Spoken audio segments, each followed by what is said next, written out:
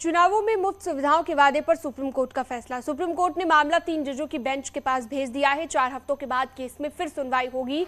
रेवड़ी राजनीति पर 3 जजों की बेंच ये सुनवाई करेगी। तो रेवड़ी राजनीति पर सुप्रीम कोर्ट का ये फैसला, 3 जजों की बेंच सुनवाई करेगी और 4 हफ्तों के बाद केस में दोबारा से सुनवाई होगी। रेवड़ी राजनीति पर सुप्रीम कोर्ट ने ये फैसला लिया है।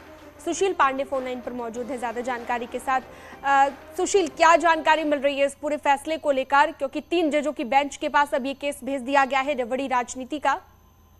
जी बिल्कुल, आप सही कह रही हैं कि हालांकि सुप्रीम कोर्ट ने इस पूरे मामले में कई बातें कही हैं। हालांकि अपने फैसले में सुप्रीम कोर्ट ने जो फ्री में रेवड़ियां बांटने की तमाम राजनीतिक पार्टियां घोषणाएं करती हैं, उस पूरे मामले को उन्होंने 3 जजों की बेंच को ट्रांसफर कर दिया है। अब 3 जजों की बेंच सुप्रीम कोर्ट की इस पूरे मामले का परीक्षण करेंगी कि जो फ्री में तमाम राजनीतिक पार्टियां घोषणाएं करती हैं जनता को लुभाने के लिए, उसमें किस हद तक सुप्रीम कोर्ट इंटरफेयर कर सकता है। दूसरी बात जो सुप्रीम कोर्ट ने अपने फैसले में कही है वो ये कही है कि जो केंद्र सरकार के द्वारा एक कमेटी बनाने की बात को सुझाया गया था, अगर एक कमेटी बनाई जाती है तो वो बेहतर होगा। हालांकि सुप्रीम कोर्ट ने कमेटी बनाने को लेकर कोई आदेश जारी नहीं किया है। केंद्र सरकार ने पिछली सुनवाई के दौरान ये समर्थन किया था कि जिस तरह तमाम राजनीतिक पार्टियां चुनाव के दौरान फ्री में रेवड़ियां बांटने की घोषणाएं करती हैं, ऐसे में अगर स्थिति आने वाले समय में नहीं रोका जाता है तो भारत की स्थिति श्रीलंका और वियतनाम जैसी हो सकती है।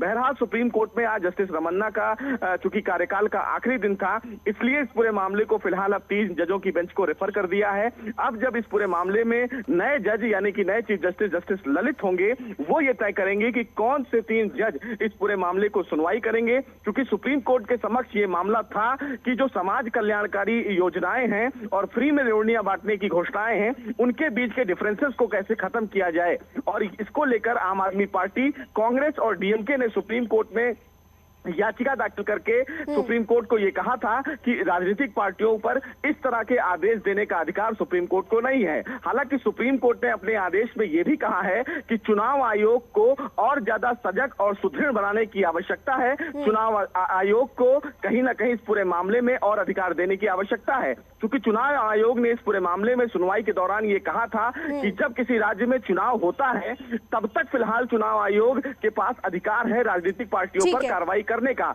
लेकिन जब कोई किसी भी राज्य में सरकार तो रेवड़ी राजनीति पर सुप्रीम कोर्ट ने ये फैसला लिया है। आप बने रहिएगा हमारे साथ। आगे ही आपको बता दें कि सीएम योगी पर नहीं चलेगा मुकदमा, ये भी सुप्रीम कोर्ट ने कहा है। ये बड़ी खबर, नहीं चलेगा हेट स्पीच का मुकदमा, सुप्रीम कोर्ट ने ये कहा है। 2007 हेट स्पीच केस में बड़ी राहत, सुप्रीम कोर्ट ने ये फैसला सुनाया है। ये बड़ी खबर आपको बता दें, जहां पर सुप्रीम कोर्ट का बड़ा फैसला सामने आया है। सीएम योगी पर नहीं चलेगा मुकदमा, ये कहा है सुप्रीम कोर्ट ने।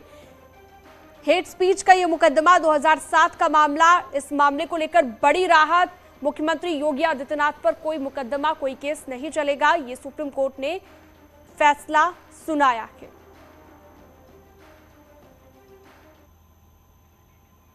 सुशील पांडे लगातार हमारे साथ जुड़े हुए हैं। सुशील, एक और बड़ा फैसला सुप्रीम कोर्ट का। इससे पहले रेवड़ी कल्चर की हमने बात की, रेवड़ी राजनीति की बात की, और अब एक बड़ा फैसला ये कि सीएम योगी पर हेट स्पीच मामले को लेकर कोई मुकदमा नहीं चलेगा।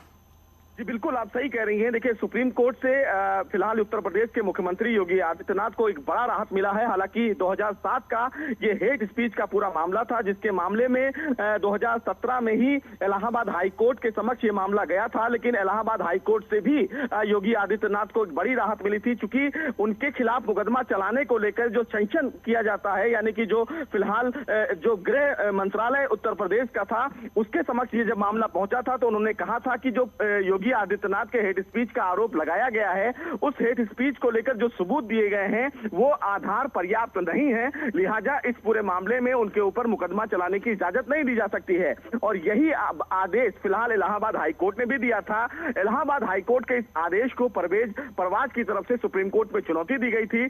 आज फिलहाल सुप्रीम कोर्ट ने इस पूरे मामले में सुनवाई करते हुए एक बड़ा फैसला दिया और इलाहाबाद हाई कोर्ट के फैसले पर मोहर लगा दी, यानी कि 2007 में जो हेट स्पीच का मामला फिलहाल योगी आदित्यनाथ के ऊपर था, उस आरोप को लेकर अब सुप्रीम कोर्ट ने एक हरी झंडी दे दी है, यानी कि योगी आदित्यनाथ पर हेट स्पीच को लेकर अब कोई मुकदमा नहीं चलेगा। और ये एक बड़ी राहत है, क्योंकि सुप्रीम कोर्ट ने अपने फैसले में ये माना है कि जिन आधार पर परवेज की तरफ से याचिका दाखिल की गई थी और ये कहा गया था कि उनके खिलाफ पर्याप्त सबूत है, यानी कि सुप्रीम कोर्ट ने ये माना कि योगी आदित्यनाथ का हेट स्पीच बिल्कुल, तो एक बड़ी राहत मुख्यमंत्री योगी आदित्यनाथ के लिए। बहुत शुक्रिया आपका।